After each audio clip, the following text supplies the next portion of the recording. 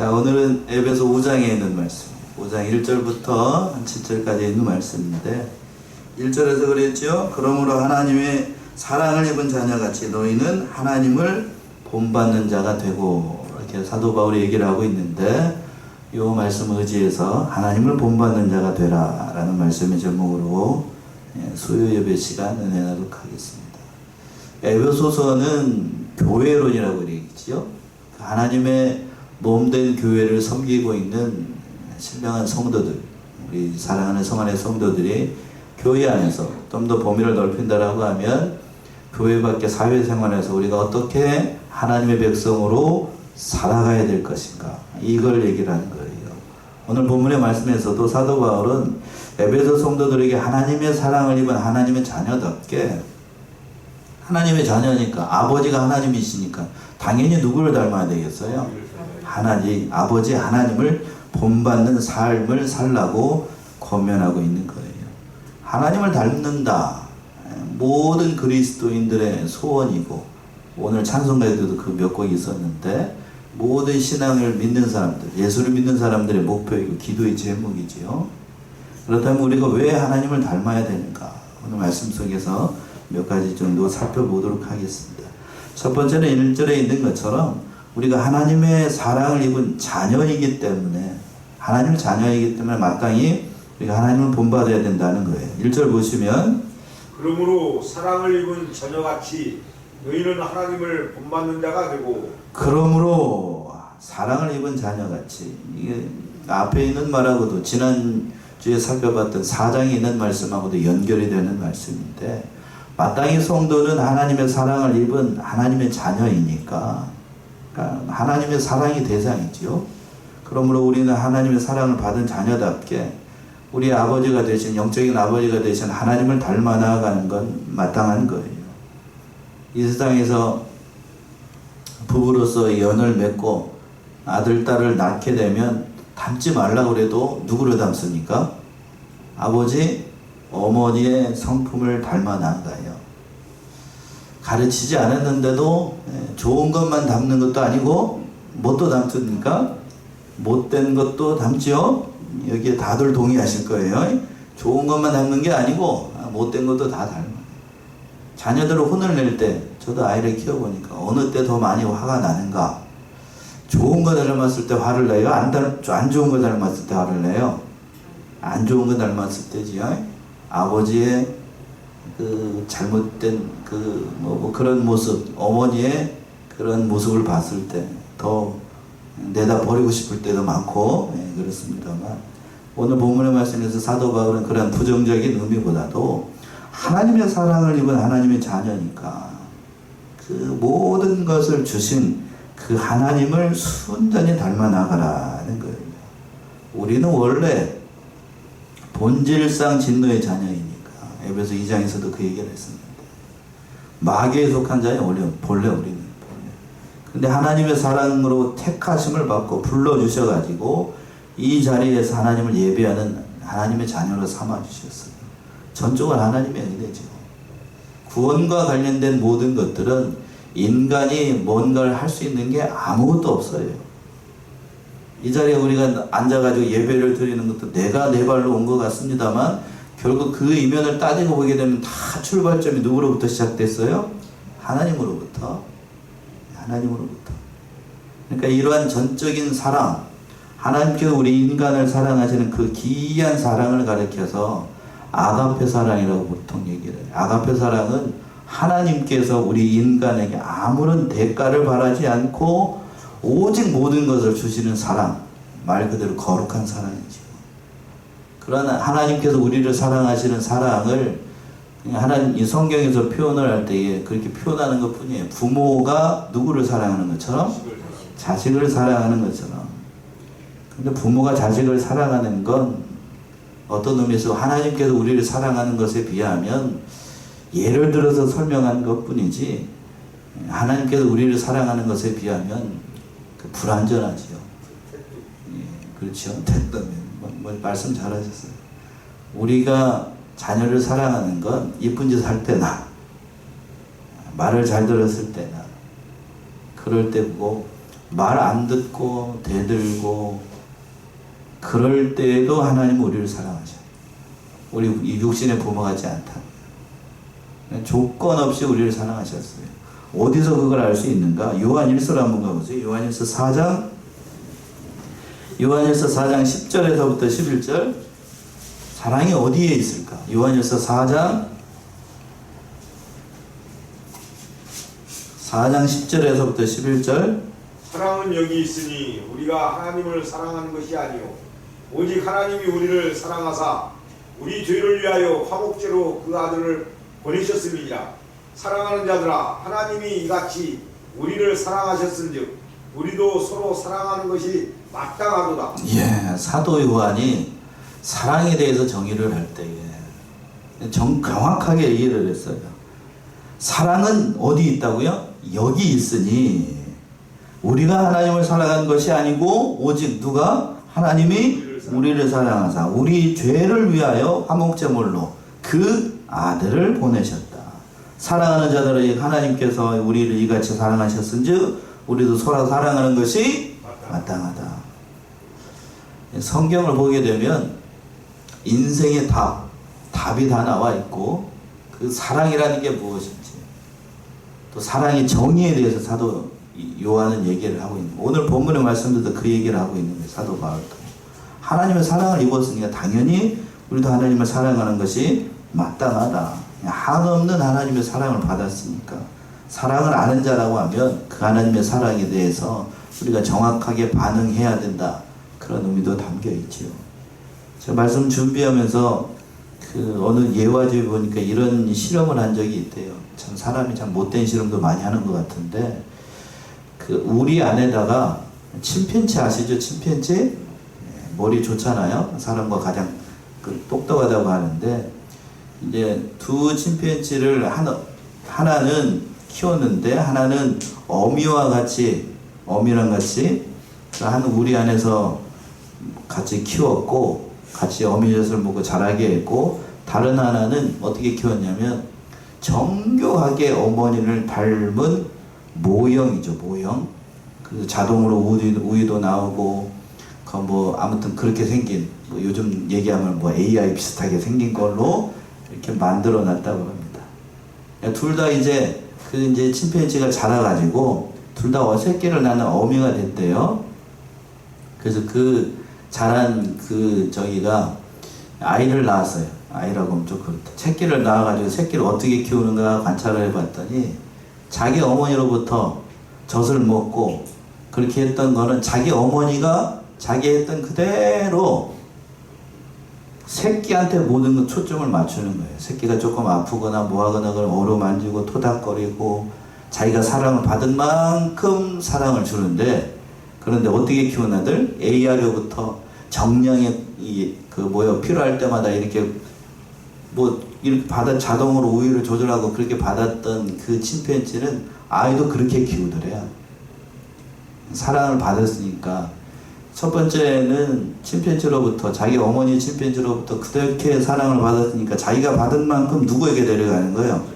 자식에게도 내려가는데 그러나 본래부터 어머니로부터 그런 사랑을 받지 못하고 자란 건 아이도 그렇게 키우는 거예요. 새끼도 그렇게 키우는 새끼를 귀찮아하고 매정하고 새끼 중심으로 생각을 하는 게 아니고 자기 중심이야. 자기가 귀찮으면 새끼도 어떻게 해버리는 거예요? 바로 차버려. 귀찮게 하면. 동물도 그렇다고요. 동물도 그런데 사랑을 받으면 뭐 할 줄 알아요? 사랑할 줄 알아요. 마땅히 우리도 인간이니까 마땅히 하나님으로부터 사랑을 받았으니까 그러한 사랑을 당연히 하나님을 사랑해야 되는데 실제 우리의 삶 가운데서 우리가 입술로는 하나님을 뭐 한다고 고백해요? 사랑한다고 고백을 하지만 정말 우리가 하나님을 사랑하는 만큼 사랑을 하는가?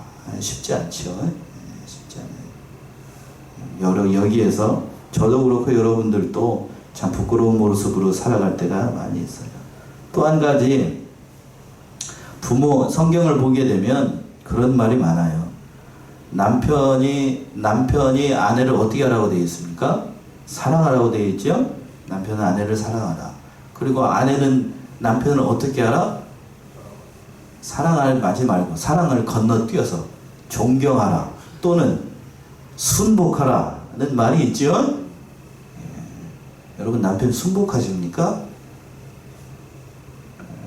더 이상 물어보면 뒤끝이 장난이 아닐 테니까 거기까지만 하고, 성경에는 그런 말이 많아요. 성경에는 그런 말이 많은데 제가 그 얘기를 하려는 게 아니고, 여러분들 성경 읽다 보면 남편이 남편에게 명령하시기를 남편은 아내를 사랑해야 되고 아내는 남편을 그렇게 합시다 좀 여기 해가지고 사랑하라고 이렇게 말이 있어요. 근데 부모가 자식에 대해서 사랑하라는 말이 성경에 있습니까? 한번 얘기해 보시죠. 그렇게 잘 등장하지 않아요. 자식을 어떻게 하라는 말이 있어도, 회초리를 들고 어떻게 하라는 말이 있어도, 두들겨 패라는 말은 있어도 자식을 어떻게 하라? 훈계하라, 책망하라, 회초리를 들으라는 말은 자문에 많이 있어도 사랑하라는 말은 별로 없어요. 왜 그럴까요? 자식은 어떻게 되는 거니까요? 본능이니까, 사랑이니까. 본능이니까.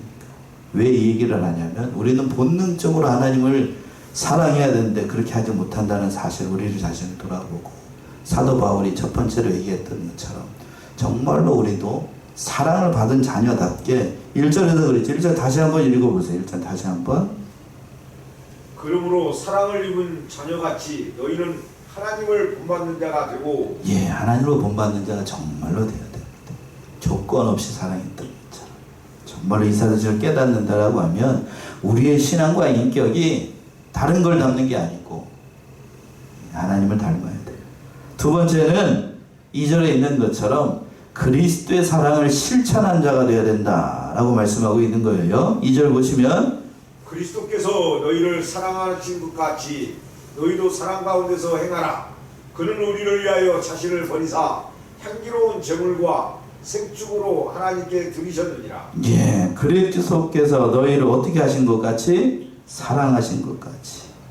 하나님을 본받는다는 것은 결국 그리스도의 사랑을 본받아서 그리스도의 사랑으로 우리의 모든 것에서 예수님께서 얘기하신 그 모든 일들을, 또 그 사랑을 실천하는 자가 되라는 얘기예요. 예수님께서 이 땅에 오시지 않았다라고 하면 우리는 여전히 죄 가운데 빠져 있고 여전히 그 하나님과는 관계가 없는 그런 사람들로 살아갈 거라고요. 이 땅에 오셔서 예수님께서 어떻게 하셨나요? 그 하반절에 있는 것처럼 너희를 사랑한 같이 너희도 사랑하게 행하라. 그는 우리를 위하여 누구를 버리셨다고요? 자신을 버리사 향기로운 제물과 생축으로 하나님께 드렸다. 자신을 버렸어요. 자신. 모든 것을 다 주신 거죠. 자신의 생명을 주셔서 우리를 구속하시고 우리를 하나님과 그 막혔던 모든 담을 헐고 하나님과의 관계가 회복이 되어서 하나님의 자녀로 이 세상에서 살아갈 수 있도록 은혜를 베풀어 주셨던 거예요. 모든 것을 다 주셨어요. 자, 빌립보 4장에는 그렇게 얘기를 하죠. 빌립보 2장을 한번 가봅시다. 빌립보 2장 6절에서부터 8절, 예수님께서 어떻게 돌아가셨는가. 너무 유명한 말씀. 근본 하나님의 본체시나 하나님과 동등됨을 취할 것으로 여기지 아니하시고 오히려 자기를 비워 종의 형체를 가져 사람들과 같이 되었고 사람의 모양으로 나타나셨음에 자기를 낮추시고 죽기까지 복종하셨으니 그 십자가의 죽으심이라. 그러므로 하나님 거기까지요. 거기까지. 그는 근본 누구의 본체죠? 하나님의 본체죠. 하나님과 동등됨으로 취할 것이에요. 그는 하나님이셨어요. 쉽게 얘기해서 하나님이셨는데, 그런데 하나님과 같은 것을 대우를 받기를 원치 아니하시고 오히려 자기를 비워서 무슨 형체를 잡고 종의 형체, 우리와 같은 인성을 가진 몸으로 이 땅에 오셨어요. 12월 25일이 무슨 날이죠? 성탄절입니다. 얼마 남지 않았어요. 우리와 같은 인성을 오셔서, 인성을 입고 이 땅에 오셔가지고 사람의 모양으로 나타나시고 자기를 낮추시되 어디까지 복종하셨어요? 죽기까지. 십자가에 돌아가시기까지. 하나님이 이 땅에 오셔서 우리의 죄를 위해서 십자가에서 돌아가시는 거예요. 세상에 많고 많은 종교가 있지만 창세기 창시자가 그 죽어가지고 거기에 있는 그 사람들을 살리는 건 어느 종교가 유일하다고요? 기독교가 유일해요. 다른 뒤에 가서도 나옵니다만 다른 우상들은 그렇게 하지 않아요. 우상이 와가지고 뭐 이렇게 이 땅에 와가지고 그렇게 하지 않는다고요. 근데 기독교는 유일해요. 하늘에서 누가 내려오셔가지고 하나님이 직접 인간의 몸을 이 땅에 입고 오셔가지고 자기가 돌아가심으로 말미암아 그를 믿는 사람들을 어떻게 하셔요? 구원에 내셔요. 그게 기독교 백미라고 해요. 다른 종교는 그렇게 하지 않습니다. 다른 종교는 그렇게 하지 않아요. 무섭죠, 무섭죠. 그래서 이런 걸 신학적으로 해야 돼. 대속의 죽음이라고 얘기합니다. 예수님이 대신 죽으셔서 죄값을 지불하셨기 때문에 그 대속의 의를 믿는 자들은 누구든지 뭐를 얻어요? 구원을 얻습니다. 그 구원을 얻는 것에 있어서 예수를 믿기만 하면 구원을 받으니까. 제가 너무 쉬운 얘기를 하니까 여러분들이 저기 할 수도 있습니다만 그 예수를 믿는 것에 있어서 정말 그 인생이 그냥 개차바 같은 인생을 살아가지고 예수님 없으면 살 수밖에 없는 불쌍하고 가련한 인생을 사는 사람이라고 할지라도 예수를 믿으면 그 사람은 장차 어느 나라에 가게 되고 하늘나라에 가게 되고 그 사람이 강도가 됐든지 사기꾼이 됐든지 심지어는 다른 사람 죽인 뭐하는 사람 살인자라고 할지라도 예수를 믿으면 예수를 믿는 그 순간 그 사람은 누구의 자녀가 된다고요? 하나님의 자녀가 돼요. 그런데 이 세상에서 아무리 유능하고 똑똑하고 잘나고 세상적 관점으로 봤을 때에 윤리적 도덕적으로 흠이 없는 사람이라고 할지라도 그 사람의 인생 가운데 예수를 믿지 않았다라고 하면 그 사람 어디 간다고요? 얘기해 보세요. 어디 가요? 이 연말이 되면 요즘 이 연말에도 그런지 모르겠는데 전주 어디라고 그러죠?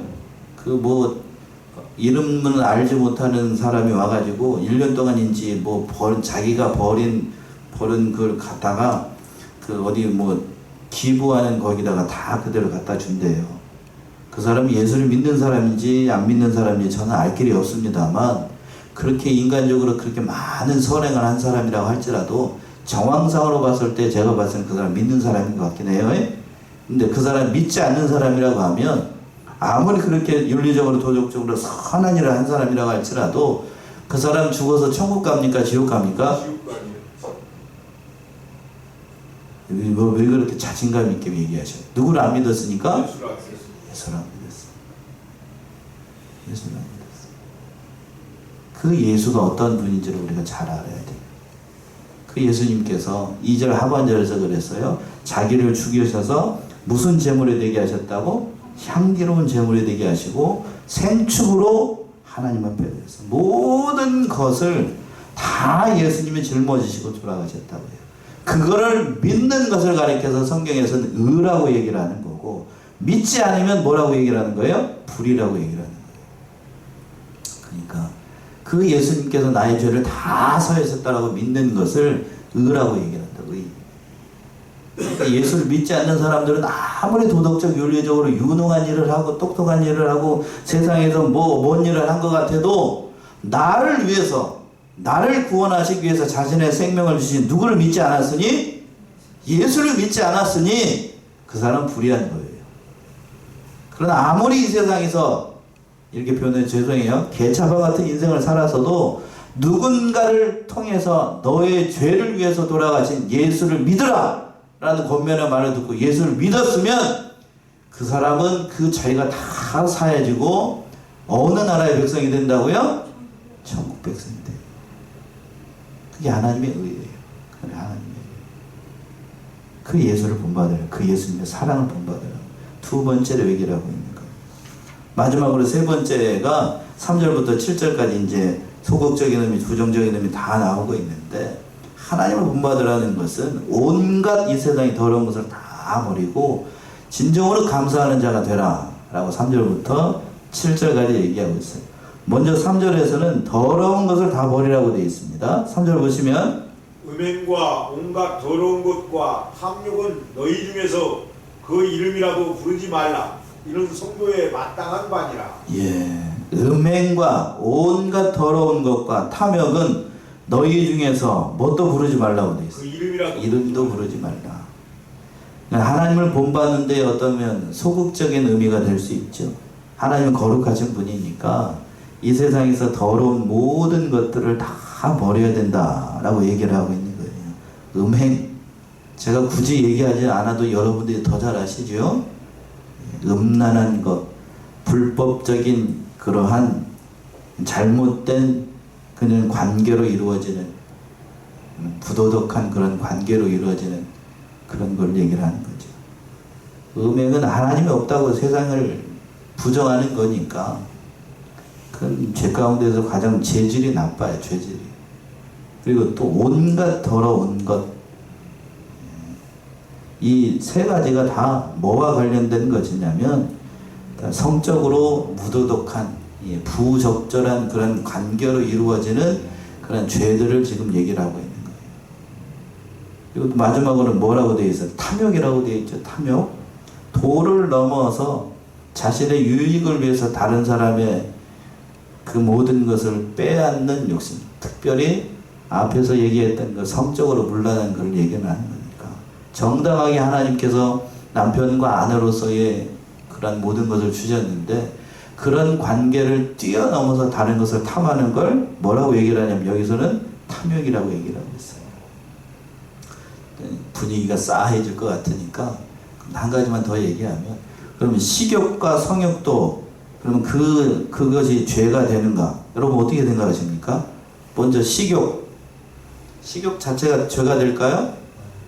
여러분 얘기해보세요. 여러분 저녁 드시고 오셨어요? 사람이 식욕이 없으면 어떻게 될까요? 밥을 봤는데 밥이 맛있지가 않게 보여. 그럼 그 사람 어떻게 됩니까? 좀 있으면 죽어요. 식욕 자체는 죄가 아니에요.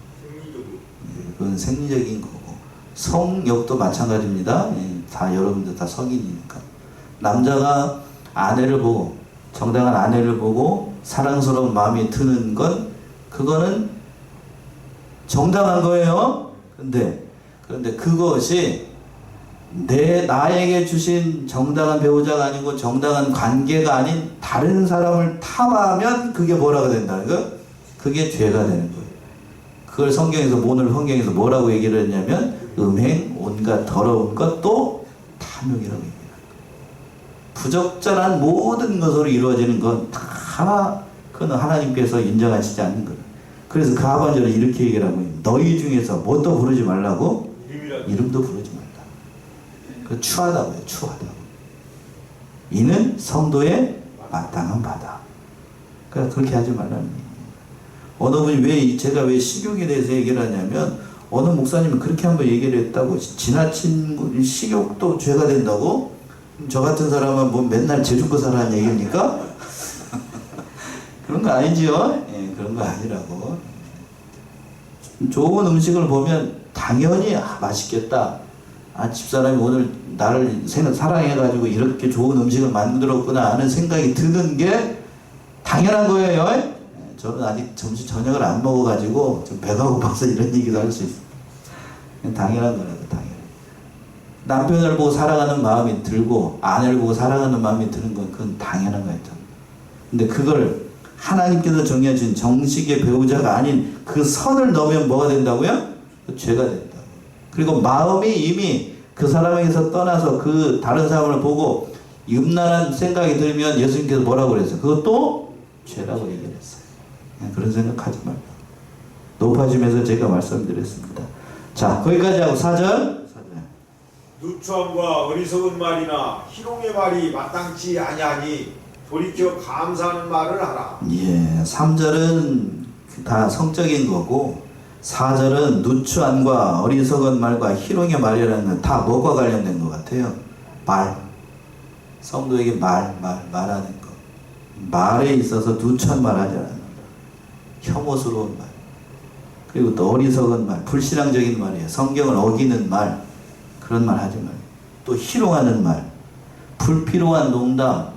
상대방을 무시하는 말, 또는 상대방을 농락하는 말, 희롱하는 말, 그런 말 하지 말라.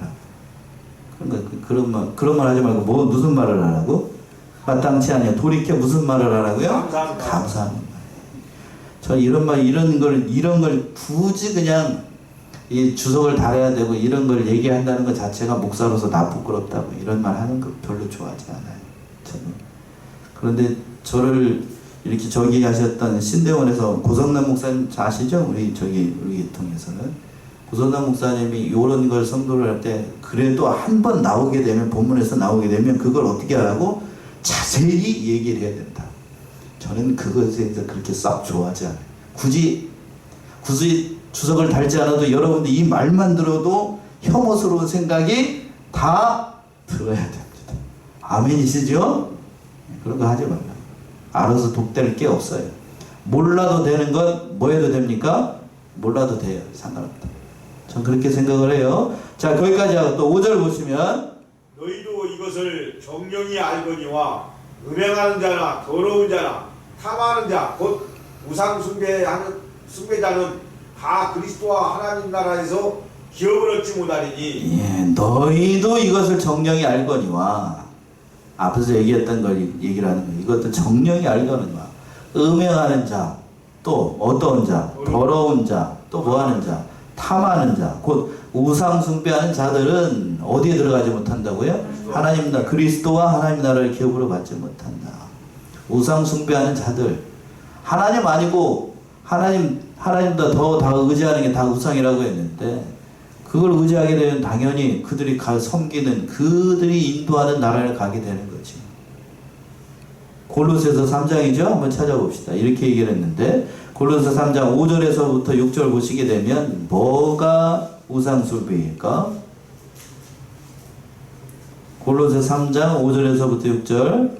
그러므로 땅에 있는 지체를 죽이라. 곧 음란과 부정과 사욕과 악한 정욕과 탐심이니 탐심은 우상 숭배니라. 이것들을 인하여 하나님의 진노가 임하느니라. 예. 자, 얼른 눈에 들어오는 말이 5절에서 그러므로 땅에 있는 지체를 죽이라. 곧 음란과 부정과 사욕과 악한 정욕과 탐심이니 탐심이 곧 뭐라고 되어 있어요? 우상 숭배라. 우상 숭배. 탐심 잘 아시죠? 어떤 걸 보고 잘못된 욕심을 갖는 것, 그게 다 우상 숭배라고.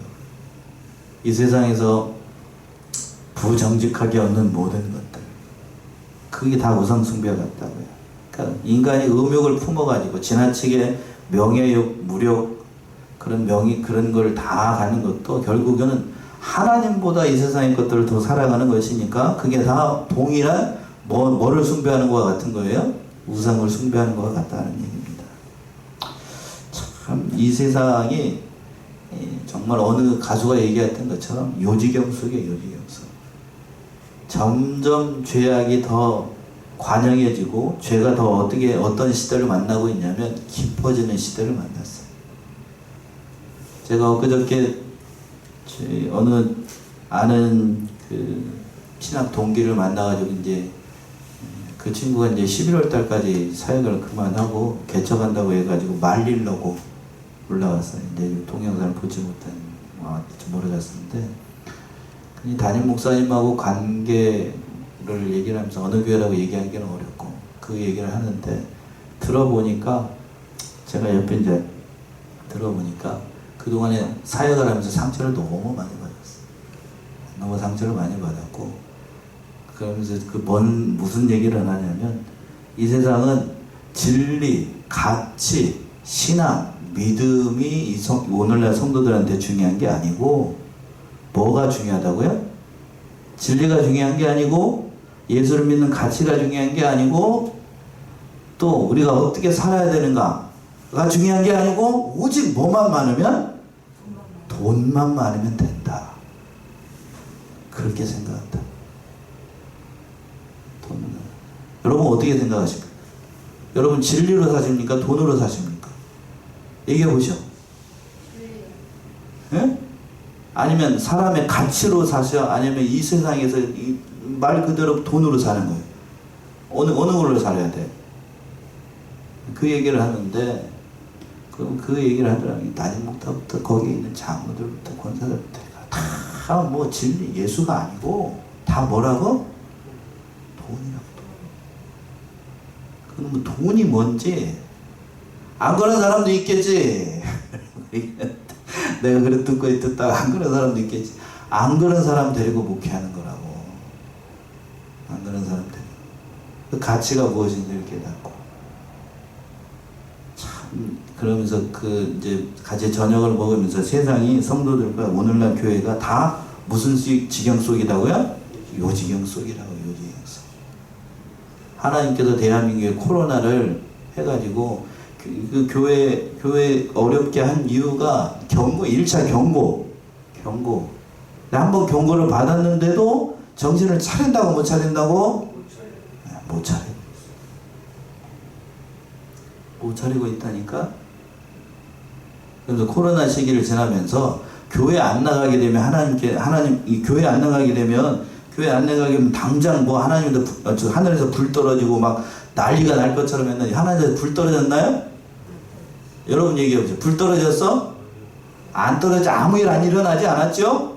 그랬더니 코로나 3년 동안에 그 성도들의 믿음이 완전히 나락으로 떨어져가지고 이제 교회에 나오라는 얘기도 안 들어요.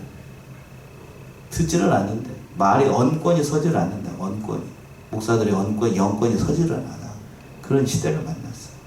저도 이제 뭐 유튜브 영상으로 이렇게 녹화를 하고 있습니다만 성도들이 유튜브 영상을 올려가지고 예배를 드리는 것 앞에 유튜브로 영상을 올리게 되면 요즘 쇼츠도 하니까요. 목사님들이 이제 하도 성도들이 뭐 저기를 안 들으니까 예배를 안 드리고 또 저기를 하니까 쇼츠를 한 1, 2분짜리로 해가지고 자기 설교 중에서 가장 중요한 부분만 딱 해가지고 그 밑에다가 달아놓고 계좌번호를 넣어놓는데야. 정상이냐고 그게. 뭔 얘기를 하다가 너무 많이 온 것 같은데 그런 세상을 만났어. 요지경 속이라고. 자, 본문 돌아와서 그런 사람들은 다 하나님 섬기는 게 아니고 뭘 섬기는다고요? 우상 섬기는 거예요. 우상 섬긴다. 그런 시대를 만났어. 정말로 이 세상이 요지경 속이고 믿는 자들의 믿음의 형편이 다 그렇다고. 다. 참 하나님이 관점으로 봤을 때에 정말로 불어버리지 않는 게 다행이다 싶을 정도예요. 자, 돌아와서 6절. 거기까지만 하고 6절. 누구든지 헛된 말로 너희를 속이지 못하게 하라. 이를 인하여 하나님의 진노가 불순종의 아들들에게 임하나니. 누구든지 헛된 말로 너희를 속되게 하지 말라. 속이지 못하게 하라. 헛된 말. 예수 믿어도 뭐 다른 일을 해야 된다. 예수 외에도 다른 길이 있다. 다 헛된 말이죠? 진리는 오직 누구로만? 예수로만. 하나님의 백성은 오직 뭘로만 살아야 돼요? 예수로만. 또 진리로만 살아야 돼. 돈이 아니고. 그런데 오늘날 그런 얘기를 하는 사람도 많다고. 무슨 말 하는 사람? 헛된 말 하는 사람. 헛된 말 하는 사람 얼마나 많은지 알 수 없어. 강도사 입에서 그런 얘기가 나오고 있으니, 목사 입에서 그런 말이 나오고 있으니, 그 하반절에서 그랬죠. 이를 인하여 하나님의 진노가 불순종의 아들들에게 임하게 된다. 그 사람들 다 불순종의 아들이지. 누구겠어. 다. 안타까운 이 지경을 만나게 됐습니다. 만났어요. 정말로 대한민국의 그 믿음의 형편과 수도권에서 큰 교회들 하고 있다는 그 모둠의 모습들을 보게 되면 그 중에서 하나님께서 기뻐하시는 성도들이 과연 몇이나 될까 싶어요. 시스템이 갖춰져 있고, 참 보세요. 시스템이 갖춰져 있고 성도들의 숫자가 많기 때문에 교회가 잘 돌아가는 것처럼 보입니다. 그러나 하나님이 그것을 보고 정말로 기뻐하실지는 머리에 물음표가 많이 생겨요. 그 강도사 얘기는 뭐라고 그랬냐면 자기 교회를 가리켜서 멤버십 교회라고. 무슨 교회? 멤버십 교회. 여러분 멤버십 아시죠? 네? 거기 들어오게 되면 멤버십 회원이 되게 되면 혜택이 많아. 자기 교회에 오게 되면 혜택이 많아서 교회 오는 거지 정말로 믿음을 가지고 있는 사람이 몇이나 된가 싶다니까요. 거기서 9년 있었어요. 9년 있는 그 목사 말에서 그 입에서 그 얘기가 나올 정도면 정말 심각하게 받아들여야 돼요. 정말 심각하게. 그러나 제가 그래도 감사하는 건 우리 교회는 그런 사람이 단 한 사람도 없다는 것. 그 일에 대해서 제가 감사해요. 아멘이십니까? 예. 멤버십이 아니에요. 뭘로 살아야 되는가? 누구로 살아야 돼요? 예수로 살아야 됩니다. 예수로 살아야 돼요. 마지막 7절 우리 같이 압도갑시다. 7절 제가 이 얘기를 하고 싶어서 얘기한 거예요. 7절 시작. 그러므로 저희와 함께 참여하는 자 되지 말라. 그런 자들 되지 말라고 좀 제발 그렇게 살지 말라고. 정말 하나님께서 안타까운 마음으로 이 말씀을 하는 거예요. 음행하는 자, 더러운 자, 희롱하는 자, 우상 섬기는 자, 물질을 탐하는 자 결코 하나님 기뻐하시지 않아. 정말 하나님을 본받는 자가 되어서 정말 일평생 주와 모든 일들 위해서 충성하여 나가는 저와 여러분들이 다 되시기 바랍니다. 기도하겠습니다.